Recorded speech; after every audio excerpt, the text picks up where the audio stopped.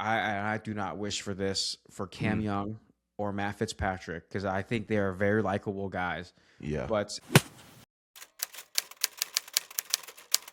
And just like that, Cam Young completes the wire-to-wire finish. And I keep saying so far, the PGA Tour runs through 1A Cam Young and 1B Matt Fitzpatrick. Might be a hot take, but argue me in the comments. Also, Nelly Korda. Man, she is playing some incredible golf. Looks like she's back to 2024 form. And if that's the case, it's going to get very dangerous for the people on the LPGA. And also, Megan Schofield wins the biggest tournament on the Epson Tour, the Carlisle Classic, by 1 stroke to Amari Avery. But we got a lot to talk about today, man. If you're new here, I'm Ger Nelly, former NFL player and host of the best YouTube golf show, Golf and Gospel. Go check it out on golfandgospel.com. And the better golfer, my co-host, your PT's favorite PT, the former Nebraska Cornhusker golfer, my dog, Nate Wong. Again, guys, please make sure you tap in the Golf and Gospel podcast on all podcast platforms. We're available everywhere you listen on Apple Podcasts, Spotify, Amazon Music, and plenty more. Please make sure you tap in with us and be sure to download, subscribe, and stay connected with us. And if you enjoy this episode, don't forget to share it with someone.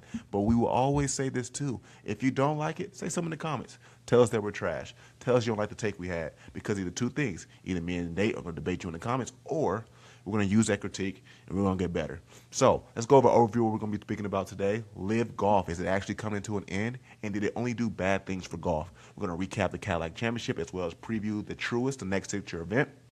We're also going to recap the LPGA event as well as preview the Mizhou, and we're going to recap the Epson Tour again. This was a major for the Epson Tour. And lastly, you don't have to be a pastor to share the gospel. I was hosting that sneeze for a long time, so I'm happy I got through that. But Nate, let's jump straight into it, man. PIF is withdrawing its funding after 2026, and one of the remaining scheduled LIV events has already been postponed, the New Orleans event. As a tour pro, Nate, do you finish the season out? I mean, you kind of have to, dog. This is like your last chance to get paid because, I mean, they get the guaranteed money, but then other than that, they can this is like the last chance to make like a little extra before they're kind of unemployed, you know? They have to pay their way back in, especially, I don't know what the play back in strategy is going to be. Requirements, yeah, we don't know yet. Yeah, because the PGA Tour had that one-time offer in March, right? Yeah, the returning member program. But that was a one-time offer. They're like, the window closes this week. Yeah. You have 5 days to decide whether or not you're going to come back. So, and only Brooks took it.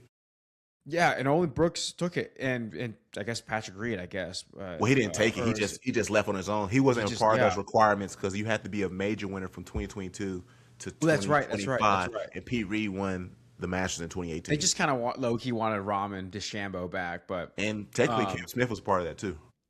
Oh yeah, but I don't know if they really wanted Cam Smith. Yeah, that's Cam Smith. But yeah, that was a one-time thing, and it was like, this is your chance. The window's closed, so I don't know what the playback requirements are going to be, but if you're Jon Rahm, this is your last chance to try to make a little bit of bread before you are technically unemployed, or you have to pay a big fine. Because I bet you it's gonna, if they let these guys back in, it's gonna be a big fine, a big due or something. And I did say this earlier this week when I just did the reaction. I'm like, you cannot have any penalties for people that didn't have status on PGA Tour. That is just not okay because the PGA Tour didn't own them, kind of a deal. Caleb Surratt, Michael Lasasso. Yes, if they want to just play their way back into the tour, if they Monday qualify back in, or if they Q school back in, just let them play.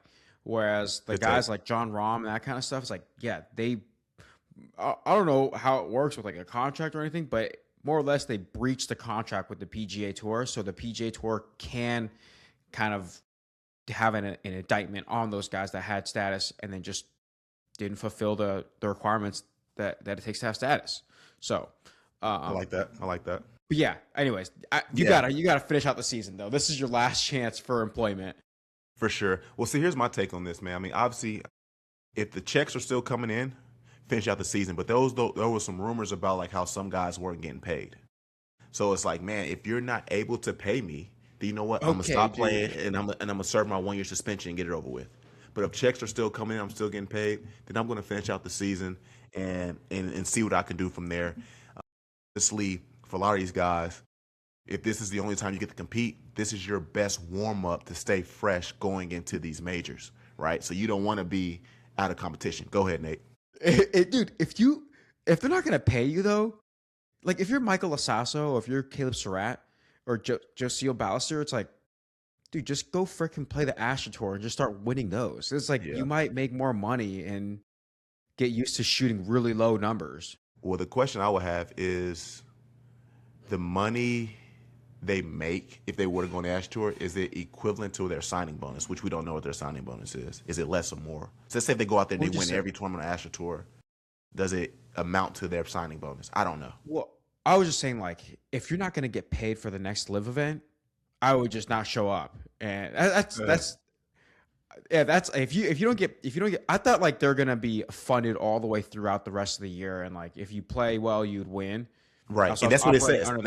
That's what it says. Yeah, and that's what it says. That's why I said it was just some rumors before saying that some people have not been getting paid. I don't know if that was accurate though. But I'm saying if they're not getting paid, I'm out. I'm gonna serve my 1 year suspension, and I'll see the PGA Tour, play mini tours, and I'll just see you guys if I'm on the PGA Tour. If I was on the PGA Tour, I'll just see you guys next. What month are we in? I'll see you next May and serve my 1 year suspension from that case. But Nate. Maybe it's not fully over for LIV. We see Sky Sports is reporting that LIV Golf has hired Alex Partners LLP, who specialize in restructuring, to help the league form a new business plan in an effort to find new investors. Sky also reports that LIV will soon tap a top investment bank to help with its funding efforts. Nate, do you believe this can possibly save LIV Golf going into 2027? You know, I heard it. Some dude was on Rich Eisen, and I heard about these. You know, like LIV is trying really hard to, you know, to get like send out life rafts and stuff like that, and see if they can somehow stay alive. And I don't know. They're on life support right now, and they're deep in a coma. So I think it's a long shot. Oh, I love that. That's funny, bro. They are struggling, man, and I kind of have a similar answer too. Like, I don't know if there's an entity out there that can provide financially to the magnitude that the PIF Saudi funds were doing it.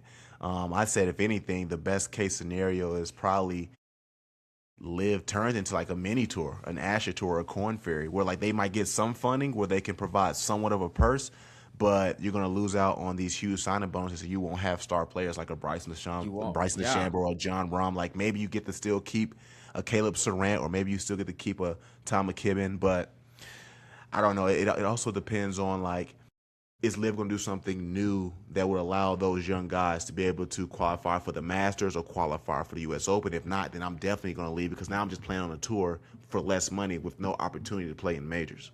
That's what I wrote that down. It's like, so because LIV got over like official world golf rankings, you know, it's just Yes, like they do. if you're gonna be like the next Corn Ferry, you know, kind of like the UFL versus the CFL, it's like, what are the chances I can like play into a major or play into a signature event, you know? I just highly doubt that LIV is gonna offer a greater opportunity than Corn Ferry. You know, the homie Chris P-Fish was over, like, he had he was like ranked 250 in the world, and it was through Corn Ferry and stuff, or even like the Asian tours. Like, I feel like you can earn more status, if you will, in the golf world versus LIV, and especially if LIV loses all these top players and they can't pay these Brysons and these Rahms of the world, or even Joaquin Niemans of the world. It's like, yeah, like the points are going to go way lower, and I think it's not going to compete with Corn Ferry. Yeah, it's not. And again, the issue with losing those big guys, because each one of them, they do a good job representing whatever their country is. So Bryson does a good job representing America, being the face of America. Obviously, John Rahm does the same thing for Europe, and Joaquin Niemann does the same for South America. So, if they want to find a way to keep them afloat, I mean, those guys have to be your priority. But if you don't find anything equivalent or even close, which it's hard for me to imagine someone can provide the same thing that the Saudi does, then maybe it turns into like a little mini tour. But then if that mini tour doesn't have any true rewards to enhance my golf skill set or my positioning in the world or to get me on these majors, then let's just take it out the Corn Ferry and Q School and figure it out. But like we said, we already talked about those guys like Caleb Surratt, Tom McKibben, Joseel Ballister. they were never part of the PGA Tour, so maybe they don't have a fine or anything to pay or any suspension. So they were probably going to have to go the route they were going to go, even if there wasn't a LIV, and they just have to make the decision whether they want to do that or stay on LIV and such. Next thing I want to talk about, Nate, is the PGA media asked several PGA Tour stars about the situation with LIV. They asked Brian Harman, Jordan Spieth, who gave somewhat of an answer, but when it came to Scottie, he simply said, your feelings on these pathways back? Some believe just let them in. Some believe there needs to be some kind of penalty. Where do you stand? I just got off the golf course. I don't know what you want from me. Okay. All right, sweet. Thanks, guys. I just got off the golf course. I don't know what you want from me, and smirked. Nate, what are your thoughts on Scottie Scheffler, world number one's response? I don't know. Yeah, he was just like, I just got off the golf course. What do you? I don't know. I feel like that was a little bit rude. Oh, maybe not rude, but maybe candid is a better verbiage for all the Scottie fans out there. You know, I don't really hate on his answer. It wasn't incredibly pretentious like we see from other guys that I probably won't name. But yeah, there's other guys on tour that just, you know, are incredibly pretentious. But yeah, I mean, I feel like it might be a strategy to like not say anything stupid and not get in any trouble. Like that also could be a PR stunt for him, but still it was kind of candid, and you know, at least Spieth gave an answer. Yes, and see, that was going to be my, like, I had like 3 answers to like why Scottie May did that. One, he probably really does not care, and he's so fixated on like, man, I'm just trying to win. I keep getting these second places, third places. Like I don't care about anything that's going on except my golf game. Or like you said, it could be a situation where it's like, you know what, I don't want to say anything pretentious or anything mean or stupid where it kind of ruins his reputation of who we see Scottie to be. Or it can be something to the case that maybe like he genuinely does not know fully what's going on because he doesn't like really deep dive into like everything that's going on. He doesn't have an answer. So he's just like, man, I just got off the golf course. I just want to go do that. And that could be the case. But my thing is with that is a lot of people came to Scottie's defense with the way he answered that. And the question I have for us is, will we have given that same grace and mercy if Rory would have said something like that, or even worse, if Wyndham would have said that? Because we talked about this before. I feel like we treat certain tour pros different, even with the same, you know, measurements or outcome. Like for instance, like if Russell Henley got 5 top 10s in a row versus Scottie gets 5 top 10s in a row, we glorify it when it's Scottie, but not when it's Russell. Or when certain players say something a certain way and the other person say it the same exact way, it's okay if Scottie says it, but if Rory says it that way, we don't like it. So when I was thinking about like, man, how do I feel about Scottie saying this? It's like, I don't know, because I'm trying not to give judgment in regards to how would I treat this if Rory said this, or how would I treat this Wyndham said, because I want to be fair in that case. Yeah, I want to be equal. I really do, because I can honestly say if Wyndham would have said that, I probably would have had a problem with it. But why wouldn't I have a problem if Scottie said it? So I was like, man, I'm not even going to give an opinion, because like I'm not judging it fairly, because I'm judging it based off who's saying it versus what is being said. Yeah, and I feel like other people, media outlets, fans, they don't do that. Scottie can do no wrong in their eyes. Rory can halfway do wrong, and Wyndham's always wrong, even if they all said the same few things. Scottie no wrong, Rory kind of wrong, Wyndham always wrong. Always wrong, man. But and stay on the topic of LIV Golf again, please, people, like, subscribe, rate us on all podcast platforms. With LIV most likely seeming to maybe come to an end or still push through 2027, I don't fully think LIV was always bad for golf. But Nate, I want you to give us 3 things that came from LIV that were good, and also 3 things that came from LIV that you think was bad for the game of golf.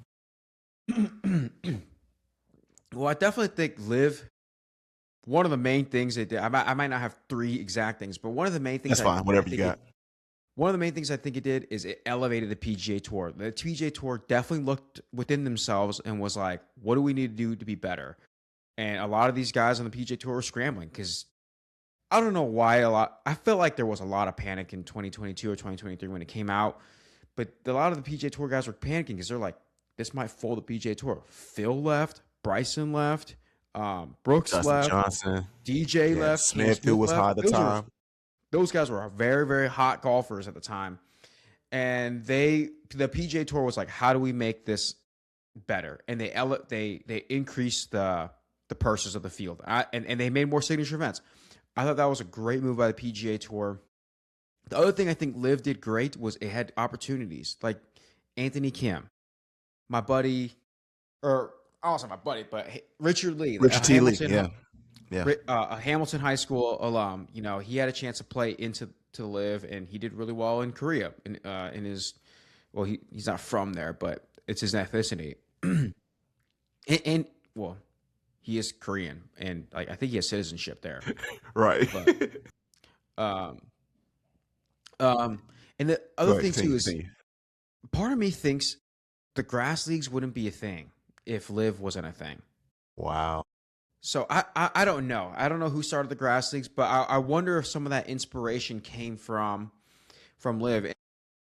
Like, I think it's great that there's more opportunities for guys to play pro golf, because there are a lot of good golfers that I know personally, you know personally, or that I know of that followed through college or something like that. And I think they deserve, or I don't say deserve, but I feel like we should give them a shot to play golf professionally and keep their dreams alive of playing golf as a vocation.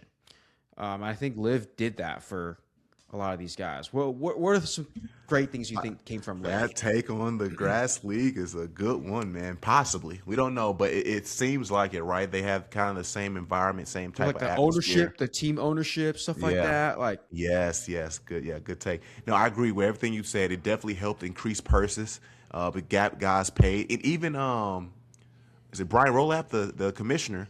He even gave credit to LIV, said LIV helped us out. So that's a good thing that LIV did for the game of golf. I will also say, for me personally, I love the rivalry that was developed. It felt like a Michigan-Ohio State, or in Nate's case, Nebraska-Ohio State, whatever the rival was for Nebraska. I love every time a major came, it was like, what side are you on? Are you on LIV side, or are you on the PGA Tour side? And it created this rivalry, and I think it kind of enhanced viewership, because it's like, dang, which league is going to win? It's like, LIV won 2 majors this year or whatever, you know? Like, yeah, like when Brooks won the PGA Championship in 2023, that caused some strain. And I remember Rory got like 15. Rory was like, I can't believe this LIV guy win. Yeah, and then even going back to Rory's U.S. Open, losing to Brooks, Bryson DeChambeau. Like, yeah, and then obviously Roy's came back and redeemed himself, beat Bryson last year at the Masters. John Rahm at the PGA Championship last year. Yeah, it was like, we're gonna let this LIV guy take down the face of the PGA Tour. Yes, and it created that tension. I think that was good for golf, because it forced you to pick a side. It almost became like, okay, I'm rooting for my favorite team. Yeah. And I love what you said, because I had this in my notes too, man. We would have never seen Anthony Kim get a redemption type story like he did at Adelaide if it wasn't for LIV Golf. And part of me is kind of curious, what does he do after this situation? Now, if LIV's still a thing in 2027, I think a guy like Anthony Kim, you continue to play on LIV and just continue to play pro golf, because I don't think the PGA Tour is going to possibly let you back in unless you go through Q School, Korn Ferry. I don't know how that whole situation went with him in regards to, like, you know, leaving and then having, you know, this injury I don't know how the PGAs will take that if he tried to get back. So I think him staying on LIV will be really good. But it's cool that LIV became a thing, because we got to see Anthony Kim play golf as well as win a golf tournament, which some people are trying to disqualify. Well, I think this is the only time people agree that, like, dang, LIV is a good thing. Let's celebrate LIV, because what it did for Anthony Kim, with the exception with the exception of Brandel Chambly, he still won't give Anthony Kim his flowers. Dude, that's true. Yeah, I have not seen it, man. And he's probably tap dancing because of the demise of LIV right now. But he needs to give Anthony Kim his credit, man. It was really good to see Anthony Kim come back and do what he did.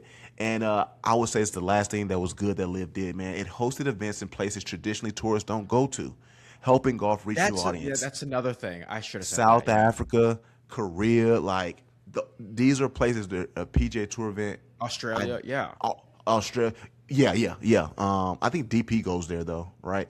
Because Cam Young, but they don't have any in South Africa. They don't see it. I mean, you got PGA Tour Korea, but like to the magnitude that LIV brought it, like we didn't see that. Like we go back and look at South Africa, that crowd was crazy, and to get a tournament there, LIV did a really good job. I want y'all to let us know in the comments, man. What are some things you think LIV did that was good for golf? They haven't been bad in its entirety. I know you might be, a traditionalist, but they have done some good things. But Nate, let's go on to the other side. Nate, what do you think that LIV has done to golf that isn't so good? Yeah, I think the worst thing that came from LIV was how divisive it made everybody. It was, which I guess is a good and a bad thing because you're talking about it created the rivalry, but Right. man, it brought out some ugly sides of people. We saw it on Full Swing with Rory and cussing out Phil, and it's like you're gonna do that on the massage table.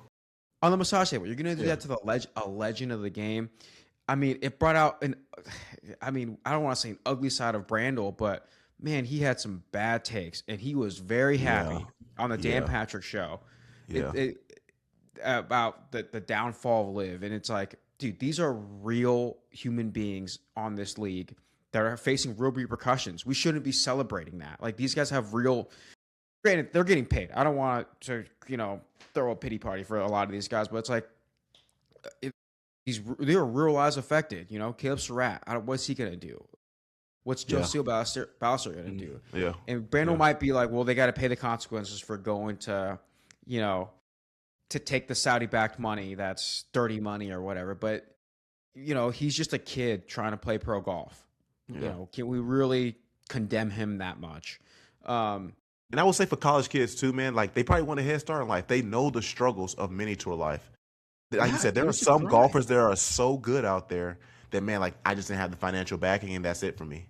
LIV provided a financial backing where, let's say if it doesn't work out, they can go on to the mini tours and they have a financial backing to continue to pursue their dream to getting on the PGA Tour. So I guess I just end up making another good thing. But I guess I was saying this in defense. I mean, on the offense against Brandel, because it's like, man, mini tour is hard. And I bet there's probably a golfer out there that probably had the talent of a top 25 golfer, but just didn't have the money. I mean, think about a situation like this, like the story with Ben Griffin's amazing. He went into debt. Luckily, the company he started working for, they sponsored him. Now he's able to pay all that back. But like, there are situations like that where guys on LIV, these rookies, don't want to go in that situation. They don't want to go into debt. What if you catch a cold streak like Max Homa is right now? Like, you're a really good player. While on the mini tour. Start doing this thing. Yeah, while on the mini tour, you catch a cold streak. And it's like, I mean, it happens. Like, even Max Homa talked about it. He caught a cold streak when he was on Korn Ferry and was about to quit. So, yeah, you're absolutely right. That's like another good thing, too. I don't know. I get that there's like a lot of these connotations with taking Saudi-backed money and what they stand for. But I don't know. I could talk myself into the fact that LIV did more good for golf than bad. And they try to make it more appealing for casual viewers because they wanted it to be like the Waste Management. And yes, I don't know. Like when I was listening to the Brandel and on the Dan Patrick show, he's all like, that tarnishes the game of golf. How dare we let these guys play in shorts? We don't need to see Phil's calves and stuff like that. But I'm like, I don't know if that's that much of an insult. Does that really bother you, Brandel? Granted, I played amateur golf pretty much exclusively because I don't have pro status at all. But shorts don't bother me, And then the live music didn't. I mean, I didn't love hearing the live music. But that's just more or less because I'm used to, very quiet commentating. But right. I don't want to say it completely bothered me, Yeah, good take. I would say one of the bad things I got down is, man, it did weaken the major fields because it didn't allow everyone into the majors. Like, say what you want, Joaquin Niemann is a good golfer that should be able to play in the Masters, but unfortunately because he was on LIV this year, he didn't get to play in the Masters at all. They faced, restrictions and complications on how to get into the majors, uncertainty around ranking points at the time. Like, they officially got the official world golf rankings, but it's not as much. You got to get in the top 10 just to get, I think, 23, which kind of sucks because you're getting the same amount of points that a winner would get, but at the same time, let's say if you get 11th, you get none. So that became an issue as well, which I feel like kind of like just diluted the competitive ecosystem in regards to LIV. And the other thing I want to say is the courses that they played on LIV never really challenged them enough that prepped them for majors. Now, granted, I don't want to say it's a league's fault that you don't go into majors playing well. I mean, like, you go prepare yourself. You go find a way to be ready to play. And, that's like... Do we blame LIV for Cam Smith, or do we blame Cam Smith for Cam Smith? Exactly. Yes. It's kind of like if I had to put it in a football scenario, like, let's say if I had a really weak schedule and I made it to the Super Bowl by chance, I'm not going to be like, oh, well, the schedule they gave me didn't prepare me for the Super Bowl. No, I have a responsibility to study film, get myself stronger and faster, and go out there and play in the Super Bowl. And I think the LIV guys do. They get a sufficient break before some of the majors. Go out there and kind of do what Bryson's doing. Go challenge yourself to beat a course record. Go do something to prepare yourself. And I feel bad because I keep flipping it, but in reality, like, you still want to have your players prepare for the majors, and LIV the courses and the resort courses they were going to didn't really prepare the John Rahms, the Bryson DeChambeaus, the Dustin Johnsons, the Cam Smith to go play, in majors. So I would say that's something bad that LIV did for golf. But I'm moving on real quick. The Champions Tour. Stewart Cink wins his 4th tournament out of 7 starts this year, which gets him qualified for the PGA Championship. Nate, real quick, where do you possibly see Stewart Cink finishing in the field? Dude, first, if he makes a cut, it's a win. But the thing is with Stewart and how well he's been playing, I don't know. Like when Fred Couples almost made the cut at the Masters, same with Bernard Langer, I think Stewart's harder than both those guys were when they were playing in the Masters. Absolutely. So, I don't know. I hope he finishes top 20. I hope he finishes top 10, but I don't want to set like too high of expectations and stuff like that. And the other thing is like we don't know the course. Like I don't know if they played the PGA Championship. It's Quail Hollow. No, Quail Hollow was last year. Sorry, that was last year. Sorry, I'm jumping ahead to Aranac or something like that. Yeah. I'm jumping ahead to the Truist because it's at Quail Hollow. And there was a PGA Championship was there in 2025. It's my fault. It's like an Aranac. I don't know if however you say it. Before. But it's but it's like but yeah, I don't know what to expect. Granted, majors always hard. Majors are always hard. Always tough. But obviously I have a biased opinion. I want to see Stewart go out there and win. But I think realistically, if Stewart can finish somewhere in T45, I would be ecstatic to see that. And then anything above that, it's like that's why he should have been our Ryder Cup captain. Even if he didn't, I know. If he wins it, if he wins, it's like revenge game, dude. That will be the best thing to happen if Stewart gets like I'm gonna say like a top 10 at the PGA Championship with the PGA America's looking. Oh my gosh, you'd be like, man. It's a PGA America's. I should have been the guy. Right. It's their event, dog. I should have been the guy. Revenge game, dude. Revenge tour. Yes. I hope that Stewart, I don't know if you listen to this, dog, but I hope that lights a fire into you. Now, granted, guys, it just came out that Stewart Cink is going to be a vice captain for the Ryder Cup, but he should have been at the helm, dog. He should have been at the helm. But yeah, if that lights a fire in the Stewart, it's like, man, you're going to play in front of the guys who said you weren't worthy to be the captain. What are you going to do about Stewart? That's how I feel about it, man. Jeremy, your campaigning partially worked. It partially I'm vice captain. It did. Yeah, I'm assuming that Jim Furyk listens to Golf and Gospel podcast, and he wants to appease me at this point. But let's move over to the Cadillac Championships. Cam Young, wire-to-wire finish at Doral, shooting 19 under, almost got 20 under, 6 shots over world number 1 Scottie Scheffler.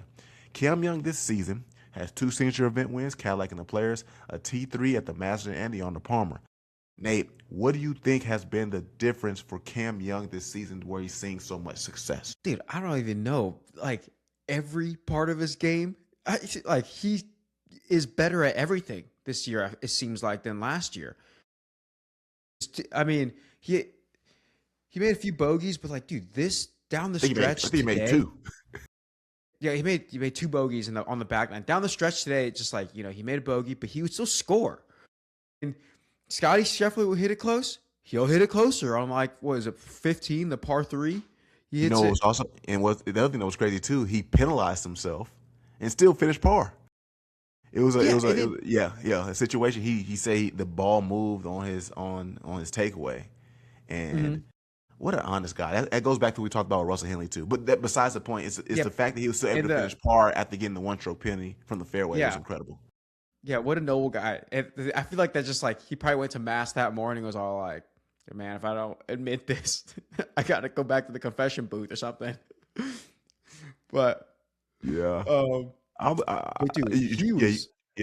continue. I feel like I was saying like everywhere, like driver, irons, putting. He was. Oh my gosh. Even Scottie was saying like he made everything. He made everything, and out of the bunker, if he hit an errant tee shot or iron shot out of the bunker, amazing. And like 16, is it 16 the short par 4? Beautiful drive, middle of the green.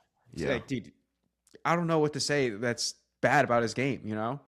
I don't think there's anything bad about Cam Young's game right now, man. I think the thing um, that has helped him play well this year, I think it's a combination of a lot of things. I wrote this down. One, first off, we go back to last year when he survived the 5-man playoff to get into the U.S. Open. I think that showed like a little bit of dog from Cam. Because remember, like, I think Max Homa could have like parred the last hole, ended up going bogey, had to go into a 5-man playoff, and then Cam Young ended up winning that playoff. If you can recall that situation. So I think that plays a part in it. Getting his first win at the Wyndham definitely enhanced his confidence.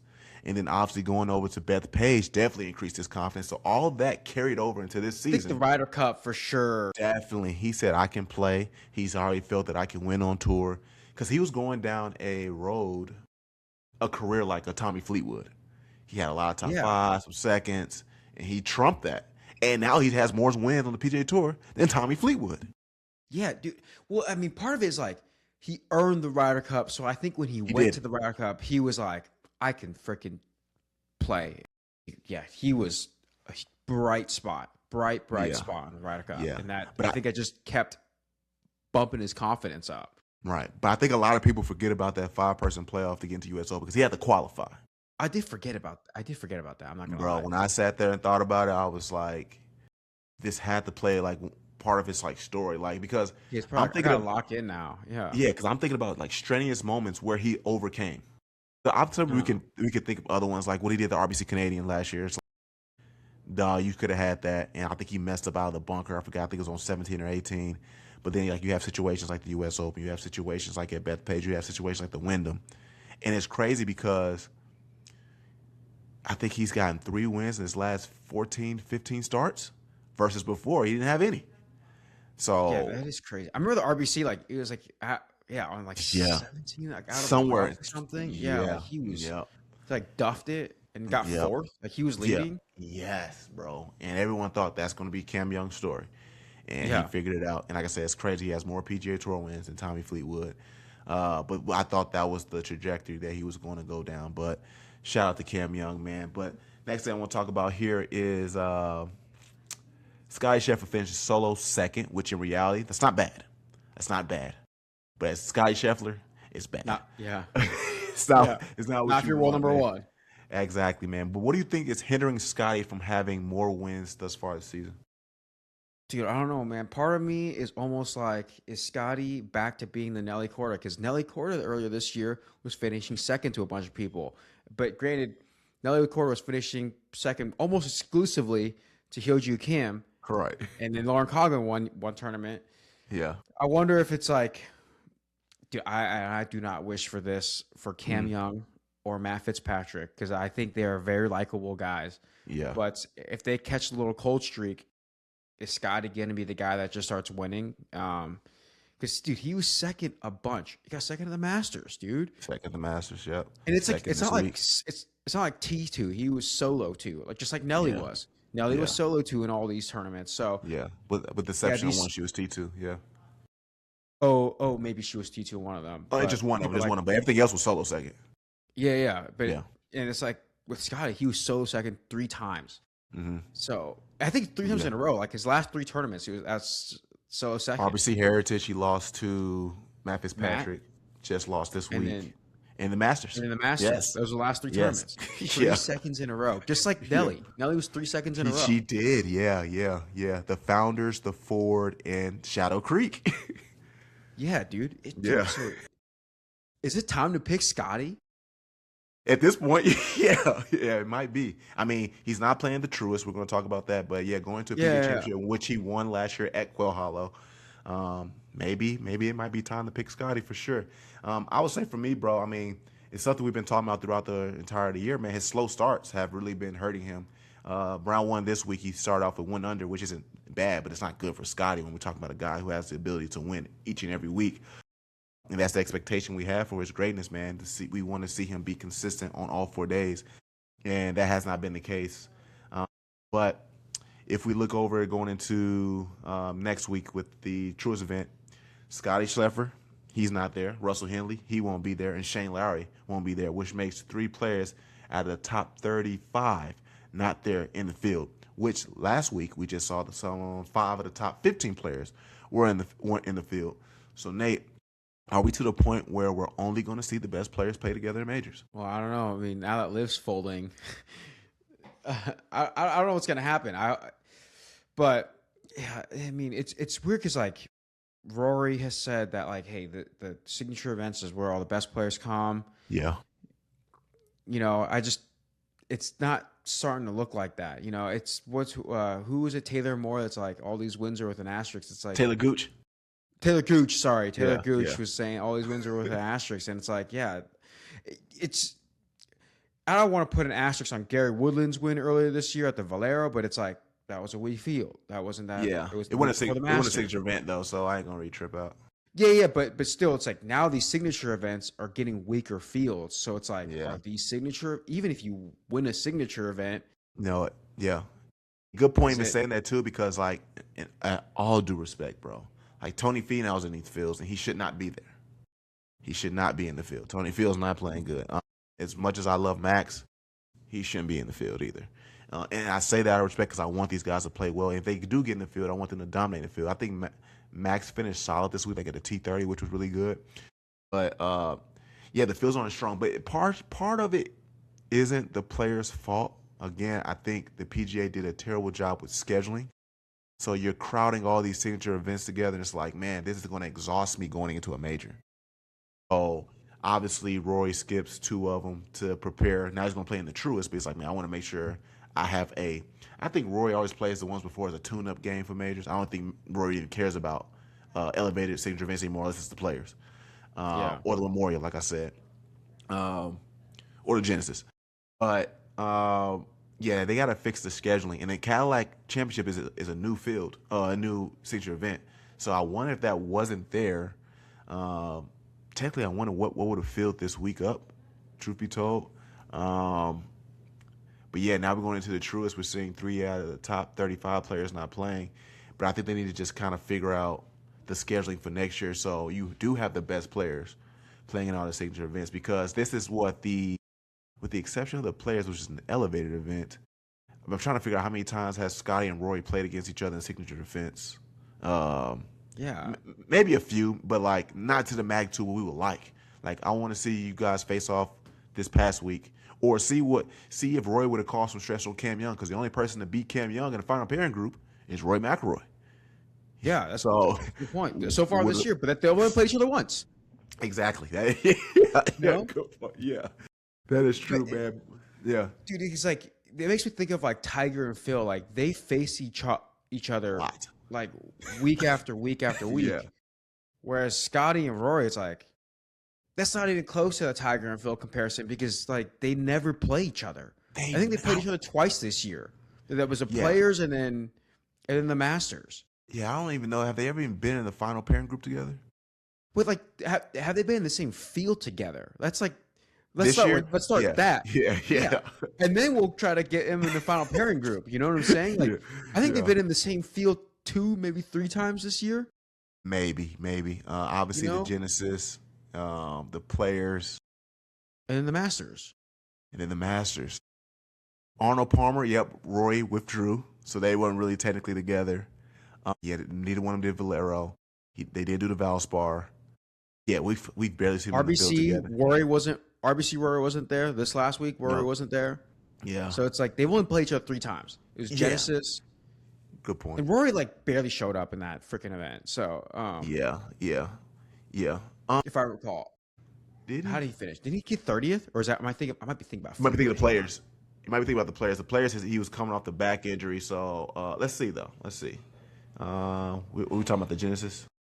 Yeah. Because who ended up winning that one? Bridgman. Drake and Bridgman. Oh yeah, no, Rory got second. 'Cause remember he almost made that putt. Shoot, my bad. I'm thinking about Yeah. Fleetwood, dude. My bad. I'm tripping. Well, the Players, Rory didn't finish good at all, but he was coming off the back injury though, so he was probably just trying to see, like, man, I just need to play well and make sure it carries me into the Masters, which it did, and he won. But yeah, man, it sucks. We don't really see Scottie and Rory together within the PGA Tour. yeah, in the same field, and then Because if one was in LIV, one was in the PGA, it's like, okay, that's why we don't see them. But like, y'all and in the this- same league. yeah, we want like plus it's like, dude, I think Cam Young's playing arguably number 2 player golf right now, but it's Him like and Matt. back in the day, we had Tiger and we had Phil, and they were 1 and 2 in the world, and they played each other all the time. And now and like the rivalry made it interesting, you know. And every once in a while, like a VJ, a Furyk, Stewart Cink will get up there, but now it's like, dude, we've seen the 2 best players in the field or in the world in 3 fields. 3 events. Yes, Rory practically is on LIV, dude. Why didn't he just go there? Yeah, you're only playing the majors. Yeah, I know. And he plays like, I bet how many events do you think he played in last year? Maybe 10. That's like LIV. He's like Rory's got the LIV schedule. Events. Yeah. Rory's got a LIV schedule with the tour life, dude. Yeah. Oh, yo, let us know your thoughts in the comments on that one. That is great. But yeah, we're getting ready for the Truist, another signature event right before the PGA Championship at Quail Hollow, 2,500 yards, same venue that Scottie played and won for the PGA Championship in 2025, but again, Scottie's not in the field. But maybe this is an event where we see it come down to Cam Young and Matt Fitzpatrick. That'll be a fun ending. But Nate, let's go to our usual format. Give me 3 predicting winners and 2 dark horse picks. All right. 3 winners that I gave myself some hard constraints. I'm like, I'm not going to pick the top 5 guys. Okay. So my number 1 pick is going to be Ludwig. Because, dude, I know day 4, got to pull it together. Ludwig. But listen to the thing, is all it takes is 1. He's still a young guy. If he kind of gets that over that hump, he's going to belong. He's going to be like Cam Young. Well, that's the thing we've been saying. Ludwig is supposed to be what Cam Young is right now. Yeah, I know. I know. Reached that at all. Dude, but if you just look at his strokes gained, he's top of everything. Literally, like every category strokes gained, he's literally at the top. He just plays bad the last 6 holes on Sunday every time. Yeah, and it's just exactly just the last. It's just 6 holes, so then it's like 6 shots. That doesn't really bring his strokes gain average down. Mm-hmm. So, just Ludwig, day 4, pull it together. He's gonna win everything. My number 2 pick is okay. So this is gonna go against my number 3 pick, I guess, but I'm gonna go Morikawa. This is a long course, but his approaches are really good, and I think the greens there really like people who can throw darts on those greens. Mm-hmm. I think it favors a lot of accurate players. Didn't do that great this week, but just if we look in the past or just throughout this year, has been a really, really good putter, really good approach shot player. Yeah. So that means he can score. So if he can be average off the tees, going to have a good weekend. And then my 3rd pick, because it's a long course, going to go Gary Woodland. Big hitter. Is he number 1 driving distance this year? I don't know. He's up there, but I just think the other thing too is this weekend he played really well, except for on Saturday. I know. Except for one day. He was top 5 at one point. Yeah, I know. He was up. I remember he was up there. Yeah. So and he's had 2 top 10s in the last 4 weeks. Did okay at the Masters. So I think the course kind of favors his game. Yeah, I like that take. I got to pick this guy, and unfortunately it does seem like I'm jumping on the bandwagon because he sits so high. But I have to pick Cam Young again. Quail Hollow is in North Carolina. Where did Cam get his first win? In North Carolina. Where did Cam go to college? Wake Forest in North Carolina. Yeah, so I've said my piece in regards to Cam Young. So thinking he's going to go back-to-back here. Next person I'm saying, bro, and maybe I'm holding on too much hope for this guy. He is a really, really good golfer. He's having a good season. I just want to see him finally get into the winner's circle. And it's Xander Schauffele, man. He has to eliminate the bad Saturdays he's been having. But let's look at it so far. Since the Genesis Invitational, he has a T7, Arnold Palmer T24, the Players a solo third, Valspar T4, Masters T9, RBC Heritage T12. And he's number 10 in strokes gained total, 15 in approach to green, and 3 in scrambling. But again, like I said, his issue is scoring average on day 3 on Saturday. He's ranked 122. So Xander has to clean up. He needs to clean up the Saturday because Xander, you are amongst those guys if you eliminate those days. And granted, can we skew a lot of things for guys to say this is why? Like we could say, oh, okay, Scottie, if you do your first rounds better. Xander, if you do your third round better. Roy, if you just come play golf, like there's a lot of things we can say that can excuse someone to be great. Just show up, right? But when we really look at it, Xander's been so bad on Saturday, and then he goes on this run on Sunday, and it's like, good run, T4. And it's just like, man, just be, it's easy to say from the comfort of my home, just finish T15th on Saturday and not ranked 122. No, you can't move down on Saturday. It's moving. That's significant. You got, at least just stay, Yeah. Yeah, don't move, just stay. Yeah. Yeah. Oh, man. And third, just because I kind of want to see this as the final pairing group, hopefully, man. Matt Fitzpatrick, another golfer who was super hot this year. His putting has gotten a lot better. Remember, his putting was just the thing that was holding him back, where he kept getting T5s, T4s. Finally got, I think, 3 wins this year? 2 wins this year? The crosshand chipping has been working super well for him. And another incentive for him is you don't want to lose against your little brother, Alex. So I think Matt Fitzpatrick he has 3 wins if we count the Zurich. Yeah.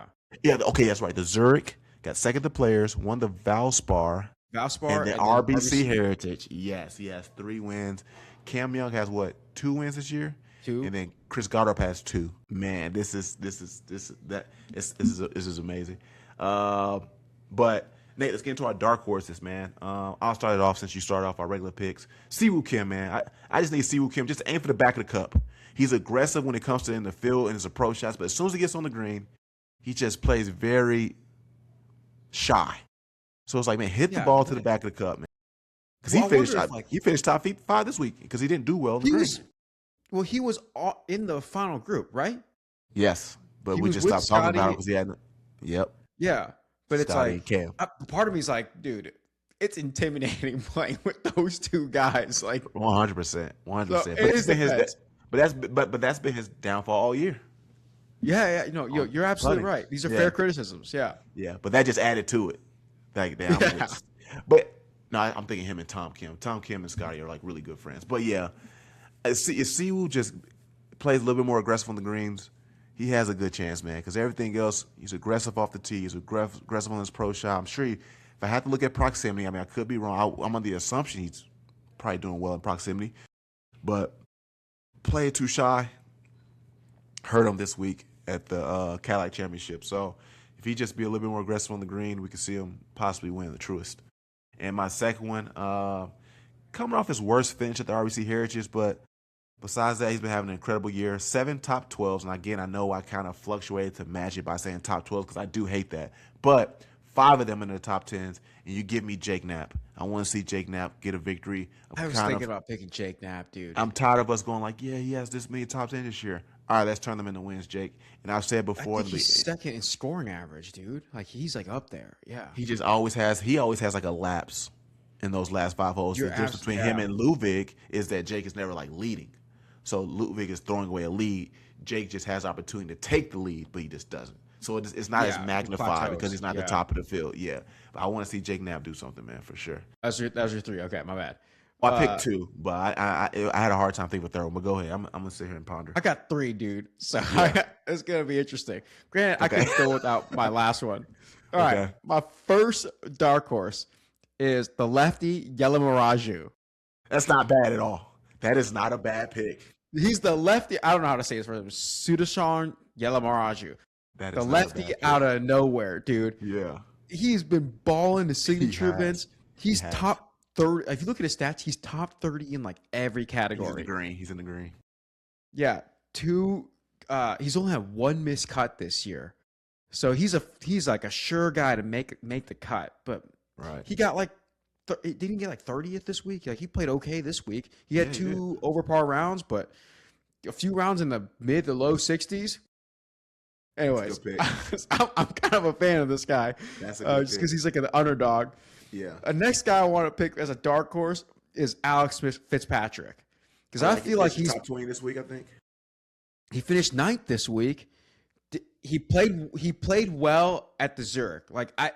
Granted, Matt is out of his mind and doing Mickelson-esque shots out of the bunker to get his brother's car. Yes, Mickelson-esque shots, but it's not like Alex was a complete liability out there. He made, it's like the saying I heard in Hard Knocks is like, don't make the team, make the team better. Alex made Team Fitzpatrick better last weekend at the Zurich. So, a win 2 weeks ago, a top 10 this week. He's playing like he's got something to prove. So he does. Yeah, he's playing like he's trying to play like, man, I didn't get here because of my brother, but like I got here because I can play with y'all. I like it, dude. And he can. Yeah. But anyways, and then my third dark horse is just gonna be Victor Hovland, because I got to go back to my streak of picking Victor Hovland until he starts winning. But it's just continue to let you down. He has been kind of disappointing, but I don't know. Like he always does well in like bigger events. U.S. Open, he does well. U.S. minus the Masters, I guess, because he never does well at the Masters. But but doesn't fit his I don't game. know if this being at Quail Hollow gives him PGA Championship vibes, and then he just starts balling out. He's a big hitter. Like, his stats don't reflect that right now, but we know he can hit the ball far. For sure. His thing has always been short game, and Victor would tell you that. Yeah, short game, and the putting, it's got to be consistent. It's like he'll have a streak of 6 holes where he makes everything, and then a streak of 6 holes he doesn't make anything. Or he'll have a day where he makes everything, and then a day he makes nothing. So, if he can just kind of control the consistency of putting, But, yeah, I like it. All right, let us know your thoughts in the comments. Again, I talk a lot to a lot of guys about golf, and I need y'all to say something in the comments, man. Again, if y'all ask me my picks, y'all ask me my opinions about something, if we've talked about in this podcast, I'm gonna do like I do everybody. I'm gonna send you the link, and I'll give you the timestamp, but I need you to go watch it. Again, now let's move over to LPGA Golf. First off, major bag alert for the LPGA, man. We've been seeing an increase in a lot of purses. April 18th, the JM Eagle increased his purse by $1 million to get to $4.75 million, which Hannah Green took home majority of that. April 21st, the Chevron raised his purse by $1 million to a total of $9 million, which, again, Nelly, rich again. April 28th, the AIG Women's Open raised his purse by $250,000 to a total of $10 million. And we just saw the Evian raise his purse by $1 million to a total of $9.1 million. So it's amazing seeing all the money that is going to LPGA Golf. And these girls are talented, and they really, really do deserve it. But we do want to see better broadcasts. I will say that. Hey, I thought Mel Reid was great this week. Oh, Mel Reid. I like Mel Reid, and I think she's just a beat writer though. Beth Ann Nichols, I think her name. She's awesome, very good. Yeah. She's very good at what she's doing. Awesome on Twitter, yeah. That information comes in great. Yeah, shout out to Nelly, Ann. big time. Yeah, Nelly wins with ease once again by 4 strokes, and that win does a lot to her. And this is what her season's been looking like so far. So with her second consecutive 67 she made on Saturday, Nelly Korda breaks the 54 tournament scoring record at the Riviera Maya Open by 7 shots. The last player to win on the LPGA Tour back-to-back weeks by 5 strokes or more was Lorena Ochoa in 2008. Nelly so far this season has been win, second, T2, win. And with the win this Sunday, she became the youngest American player to reach 18 victories since Hall of Famer Nancy Lopez. And speaking about Hall of Fame, she is now 4 points away from becoming an active Hall of Fame member along with Lydia Ko. But Nate, what are some things you are liking about Nelly Korda's game? Dude, I think the putting has been the most important. It has improved, yes. Yeah, I think that's been the most. Granted, like some of the par 5s, she like lags it close and makes a birdie. So like the score, I don't know. Every time I see birdie, you think one putt, but so the score might not reflect. Yeah. Right. But. And she's had a few, like she drove a par 4 and then 2 putts and then gets a birdie. But man, like the way she finished today too, like she found some trouble. Dude, I will say this. Sorry, get sidetracked. She splits every freaking fairway, except when it comes to 18. Except for 18. Except the last for 18 2 weeks. Yeah, the last 2 weeks. Except for 18, when she has like a billion 5-6 over the lead. Yeah. But anyways, sorry, sidetrack. Yeah. Her driver, that's so hard to do. I don't know if people know that.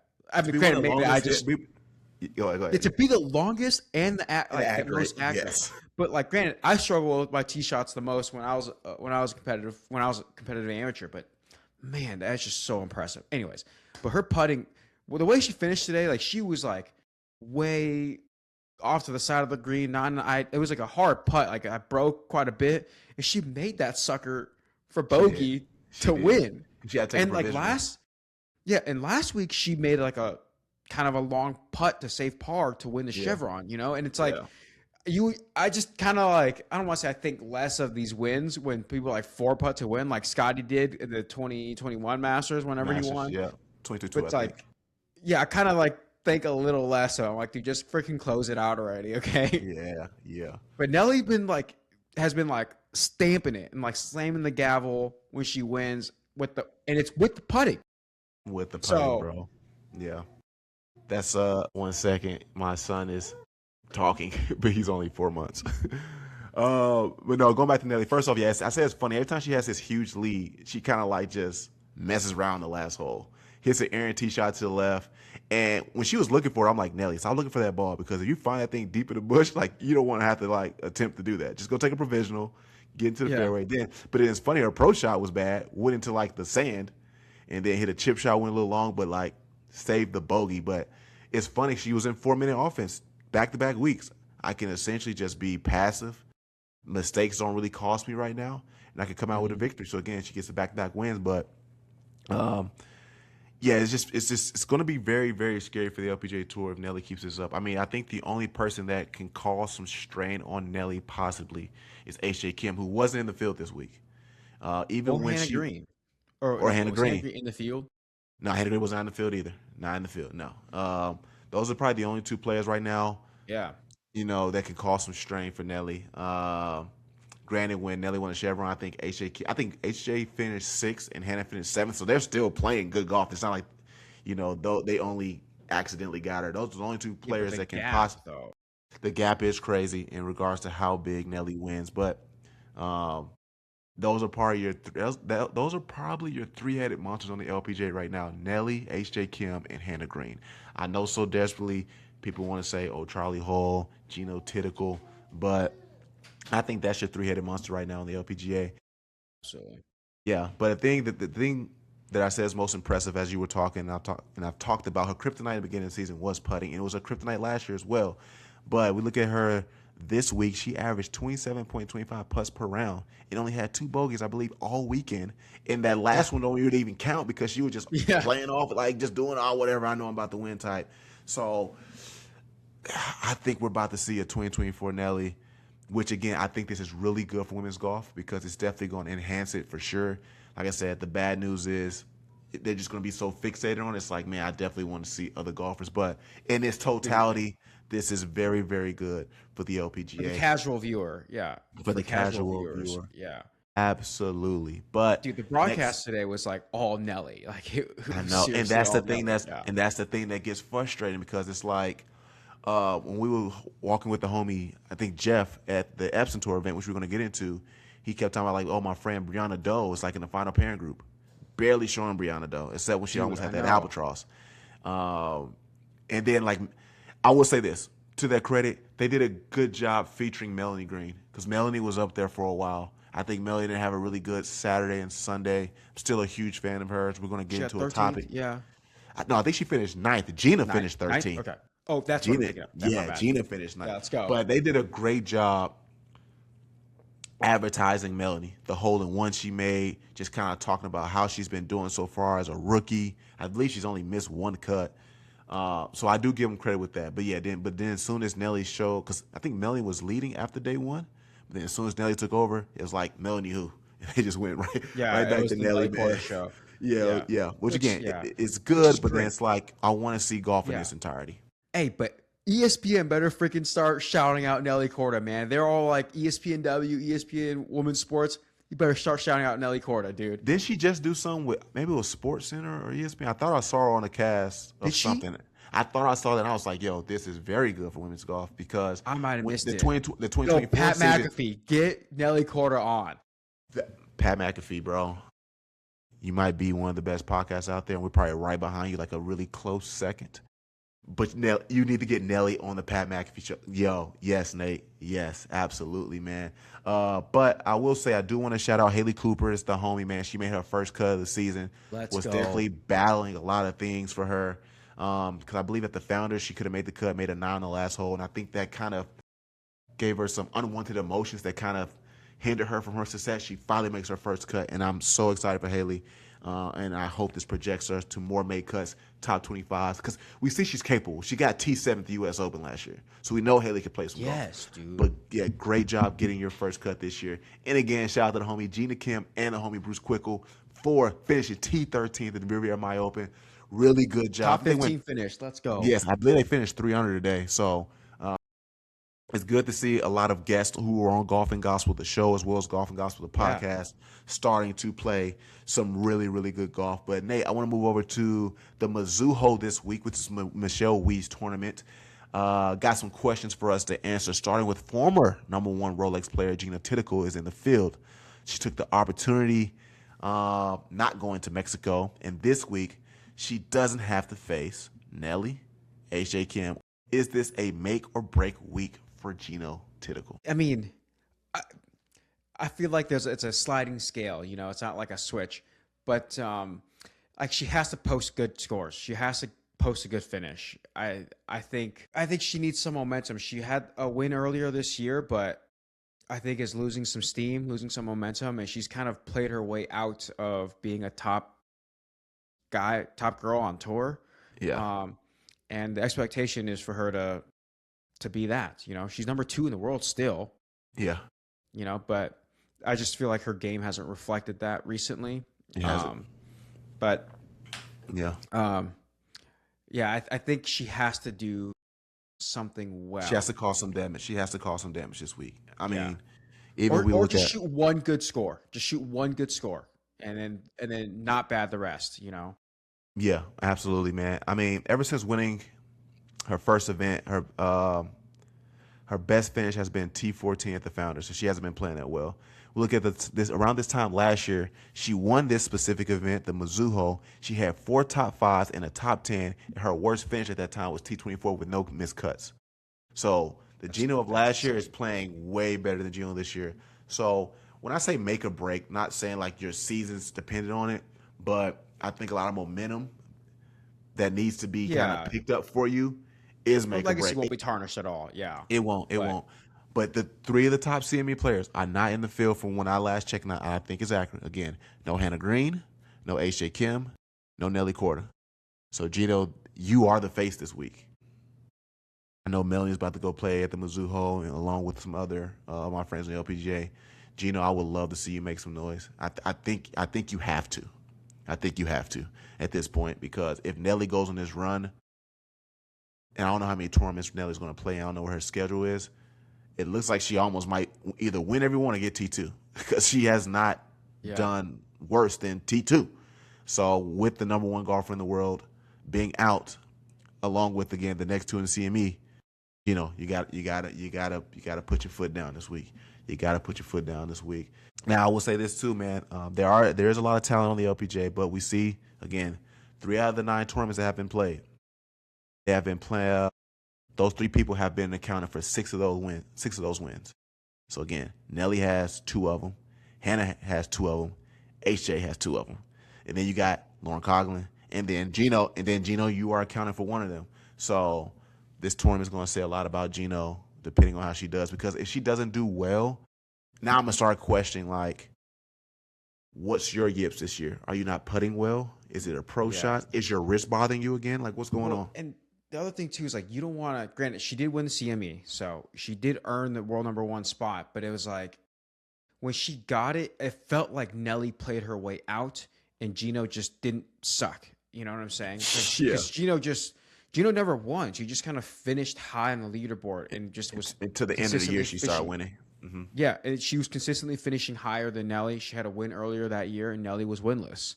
And then, but yeah, so more or less to like solidify her status as being former world #1. It was like, you know, if she, has to like more or less earn it a little bit more. I would like to see, yeah, big time. Around this time last year, we had, I believe, 2 rookies who won on the LPGA, Ingrid Lindblad and Rio Takeda. So far, no rookies have won this year. What rookie do you think can be the next victor in this tournament or tournaments in the future? I don't know. I mean, so I know Jeeno Kim's not technically a rookie, but I feel like she has the game to do it. honestly, I'm just basing that based off what Bruce Quickle was saying. Yeah, But yeah. A did little she win biased. twice? Did she win twice last year on the Epson Tour? 3 times. She won 3 times. Like, dude, Yes. winning on any tour is hard. It's hard. Let And, alone like, 3. dude, and I know I'm getting ahead, but like, I mean, ask Amari Avery. Like, she won and she might be. I think she's number 1 in the points, right, for Epson Tour. See, race for the card. Yeah. Yeah, she's number 1, the best player on Epson Tour right now. Yeah. Hard to win this week. So the Yeah. fact that Jeena Kim won it 3 times. Granted, I know she's not a rookie. She had status and then From Q school. lost it. Yeah, it's really hard to pick really any rookie to win, but. Yeah. I know. Like last year there was 2, but last year, it's it was hard. Yeah, and then how you say it? Yamashita, Yeah. I mean, she was a rookie and won the AIG Women's Open, and then won some tournaments at the end. So I mean, obviously I just spoke about her. I think it was good that Melanie tasted the top of the leaderboard. So I think she's a good contender. And then Mimi Rhodes too is another good player that can be, in contention to possibly win this year as well. Obviously, I do have hopes for Haley Cooper, or if you're going to categorize Jeena Kim, I do have hopes for them for sure. I do have hopes for Brianna Chacon, Riley Smythe, other Epson Tour players that are on the LPGA this year.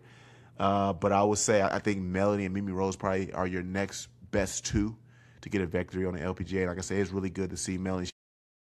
She got to know what it felt like to be at the top of the leaderboard. She got to feel what it was like to be behind the podium as a firm. Yeah. To have a lead. I just spoke to the homie Melanie. I think she's about to go try to qualify for the U.S. Open, and she's going to get ready for the Mizhou.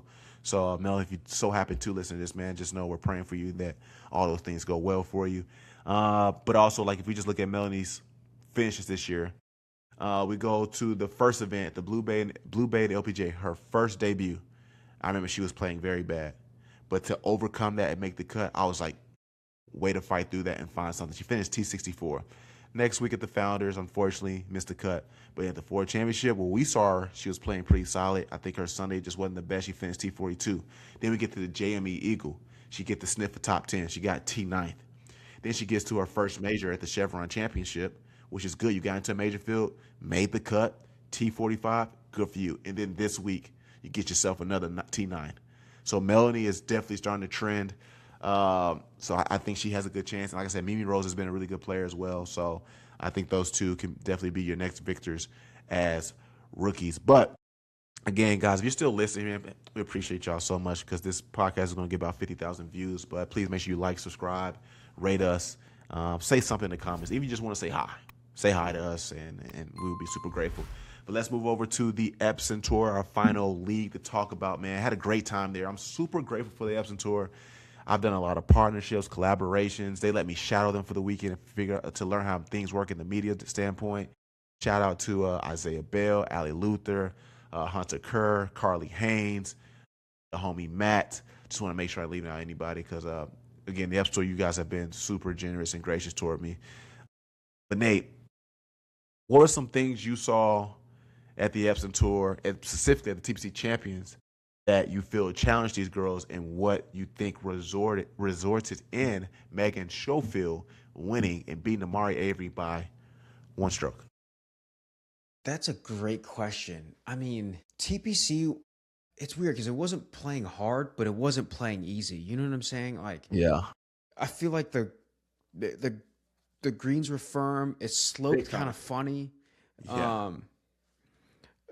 And like the pin placements weren't as predictable, I feel like, because they were like, oh, well, it's going to be tucked on Sunday, and then it was tucked on Friday.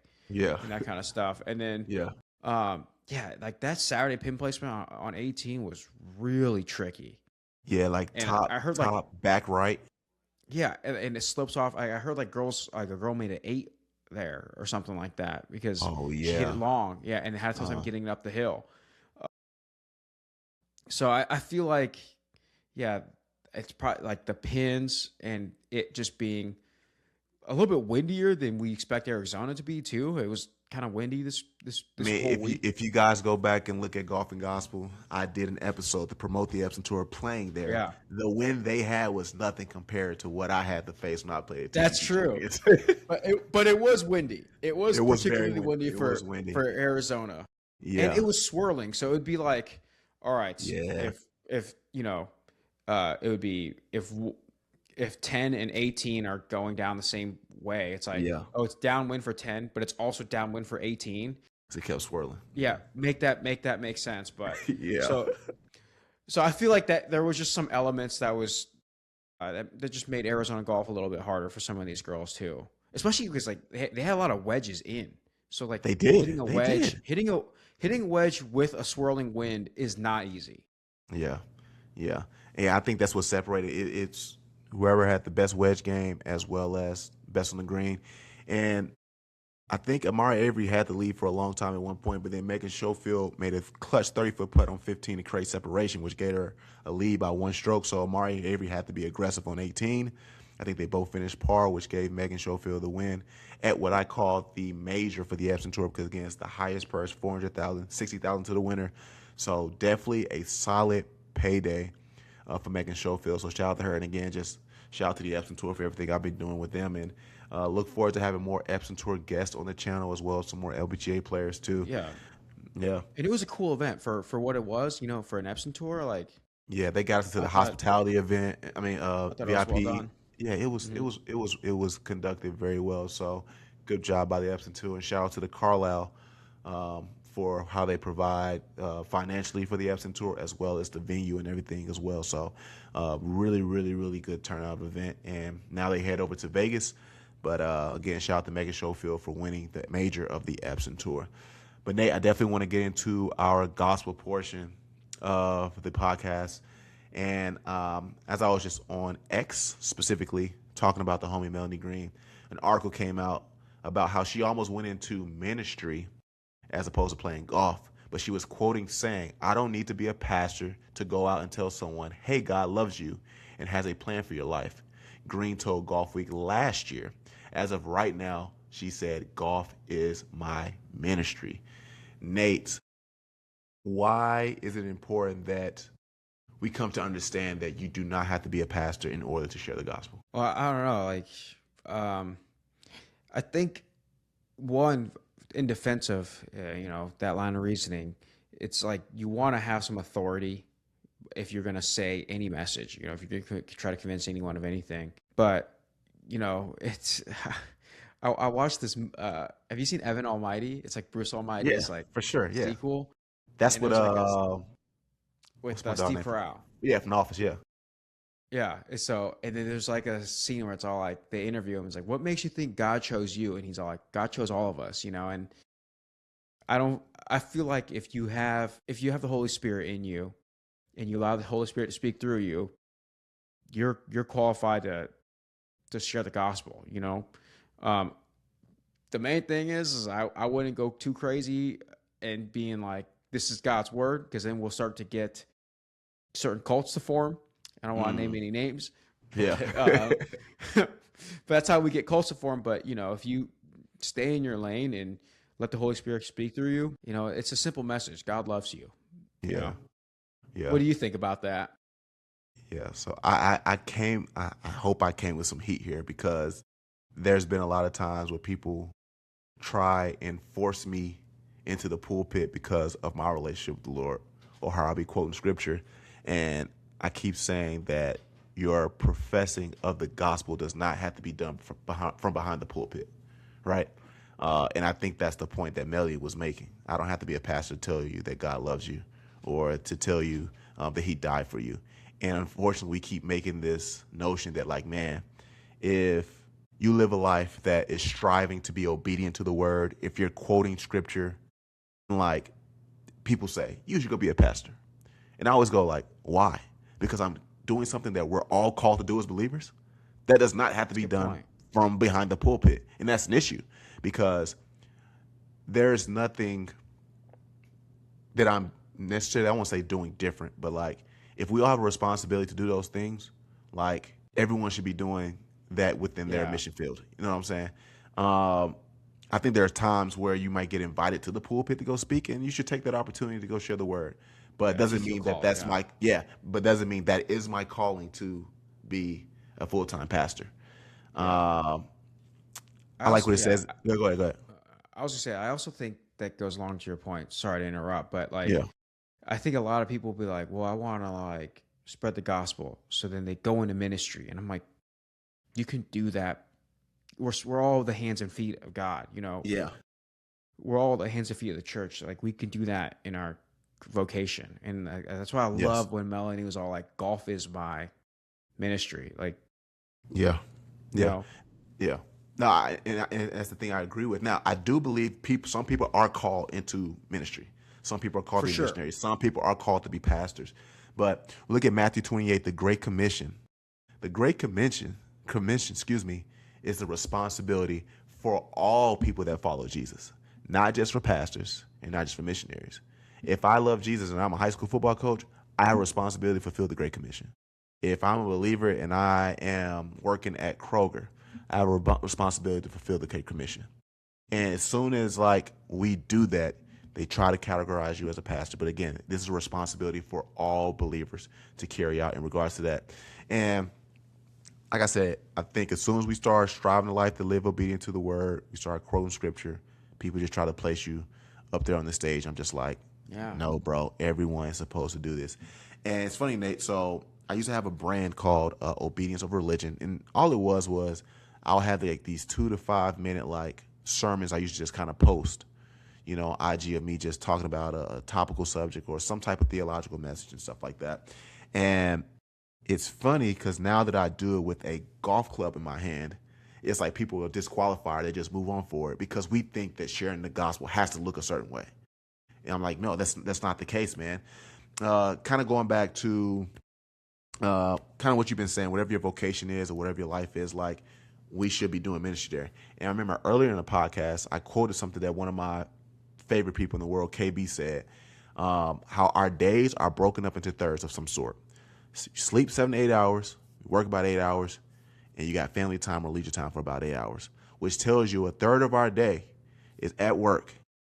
And there's somewhere a mission that is somewhat of a mission field where we need to make sure that we're sharing the gospel at, right? So I'm not going to wait till I get behind the pulpit or get an opportunity to speak to share the gospel. I can do the gospel. I can share the gospel if I'm on hole 12 at Dove Valley. I can share the gospel if, you know, I'm doing it here on this podcast. I think there are plenty of outlets where you can share the gospel. And just like Melanie said, like, you know, golf is my mission field. It is my ministry. And I hope people can see that. I say I hope you can see that if you're like, man, because I had a homeboy say, man, I missed the obedience of religion stuff. It's like, well, I'm still sharing the word, bro. I just finished bogey in 13. I just spoke about, you know, I just got through speaking about the woman at the well. But again, because it's like, oh, the gospel isn't like it's supposed to be shared on the golf course, like it gets disqualified. And I hope that people who are listening to this message, that you can feel comfortable on, like, okay, wherever I work, that is my mission field. I can share the gospel. I don't have to wait to invite you to church on Sunday to share the gospel, or as Melanie says, to tell you that God loves you. You can do it right then and there. And again, and I don't want to discredit anybody. Like, if you are called to be a pastor, be obedient to that calling. But sometimes we try to force people into a pastoral position where they're not even called to be there. James 3:1 says, not all are called to be preachers of the word. Oh, I think we just got to be very careful in regards to putting ourselves in a pastoral position. Now, I'm not going to say be careful in regards to sharing the gospel. No, you're supposed to do that. That's our responsibility as believers. But in regards to being in a pastoral position, we're not all called to be there, and I wouldn't force you to be there if you're not called to be there. But I love, man, when I saw that article, it hit me right on the head, man, because obviously golf and gospel, truth be told, it's an outlier in the YouTube golf world. Let's just be honest, some people don't come to YouTube golf to want to hear the word. But when we talk about, and whether you eat or whether you drink or whatever you do for the glory of God, and we talks about in 1 Corinthians 1:31, let the one who boasts boast in Christ. I choose to do that on hole 15 after getting a double bogey. Because also we just look at that in regards to the golf game. This is not to toot my own horn, but I like displaying that, like, I just played some really bad golf, But am I still going to boast in how good God is, or I'm going to be like, man, my boasting of the gospel is based on how good I play in golf? And I've said this before, the day I hinder myself from posting an episode of Golf and Gospel because I didn't play good at golf, that means that's the day I put golf above the gospel. So I'm going to keep putting out episodes. I might play great golf, I might play bad golf, but the thing that's going to stay consistent all the time is the word of God will be shared on that episode. And that mission field could be done from the golf course, could be done in the PT clinic, wherever you are. That is your mission field. You spend a third of your day there out of 24 hours. Why would you not share the gospel? Why would you wait to invite someone to church to hopefully they hear the gospel? Because what if they don't make it to church when you could have shared the gospel right there? Now, I do encourage people to invite friends to church, but I don't want you to think that's the only time they can hear a message. They can hear the message in whatever that vocation is or whatever we may be doing. Appreciate Melanie putting that article out with boldness, with conviction, and she is so unashamed of the gospel. We're going to have Melanie on here at some point. I literally just talked to her today. Yeah, I hope so. Yeah, just a busy schedule. Like I said, she's going over to try to qualify for the U.S. Open. Then she's going to play in the Mizhou. So we will get her on here on some point. And I'm also get her on the Golf and Gospel show because I want to play against her. And I need to know, Melanie, if you are listening to this, I need to know why you grip the club down so low. Dude, I was going to say, you have to put that on there. I need to know why she grips the club down so low. But she's a very talented golfer, and she's super unashamed of the gospel. Man, we've been on here for about an hour 20, man. I think this was a great episode. Guys, please, again, like, subscribe, share with your friends, comment. Do not text me and Nate. Do not text me and Nate saying, hey, what are y'all thoughts on this? Or we like that part. Say it in the comments and then text us after. And I don't want to be the type of guy who has to annoy my friends, but like, hey, can you listen to this real quick? Can you do this? Like, I hope if you saw we posted this, you say like, man, Nate, that's my boys. I'm going to get us a list, especially if you love golf. Now, if you don't love golf, you want to hear the word, then just kind of fast forward to like past 50 minutes and come hear the word. But, man, we appreciate the ones who have been listening. Our subscribers on YouTube have been growing. But as me and Nate have said all the time, we're looking for like a big play. We keep getting like, okay, nice little check down for 5, nice little, power eye for 4 yards. But I'm trying to go play action fake, versus cover 4, throw this big post for the touchdown. And it's up to y'all as the listeners. It's up to y'all to comment, like, and share so we can hit that big play. And, we'll see you guys next week at the Mizhou, and then we're going to be breaking down the PGA Championship, which, the worst of the majors, but it's still a major. And we're going to see all the best players in the field and not just, people opting out, including my guy, Stewart Cink, who should have been a Ryder Cup captain. But appreciate you guys watching this episode of Golf and Gospel Podcast, and we will see you next time. Peace.